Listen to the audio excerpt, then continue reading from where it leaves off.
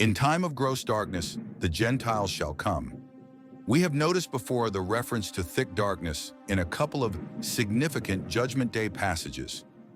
Joel 2:1, "Blow ye the trumpet in Zion, and sound an alarm in my holy mountain.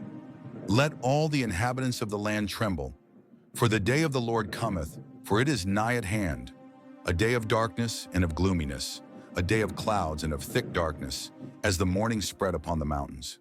A great people and a strong. There hath not been ever the like, neither shall be any more after it, even to the years of many generations." In Zephaniah 1:14. The great day of the Lord is near, it is near, and hasteth greatly, even the voice of the day of the Lord. The mighty man shall cry there bitterly. That day is a day of wrath, a day of trouble and distress, a day of wasteness and desolation, a day of darkness and gloominess, a day of clouds and thick darkness. Significantly, wonderfully, it is also in this verse, Isaiah 60 verse 2. "For behold, the darkness shall cover the earth, and gross darkness the people. But the Lord shall arise upon thee, and his glory shall be seen upon thee." The phrase gross darkness is the same Hebrew word, Strong's number 6205, which has been translated as thick darkness in Joel 2:2 and Zephaniah 1:15.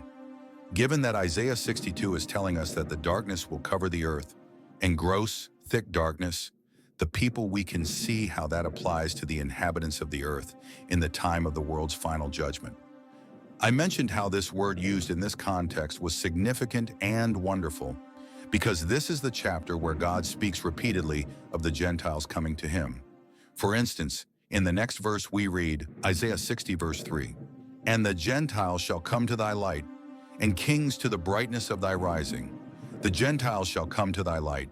And Isaiah 60 verse 5, "Then thou shalt see and flow together, and thine heart shall fear and be enlarged. Because the abundance of the sea shall be converted unto thee, the forces of the Gentiles shall come unto thee." This language is describing the coming of the great multitude of God's elect in the time of thick darkness, which points to the law of God being proclaimed to those under the wrath of God in the day of judgment.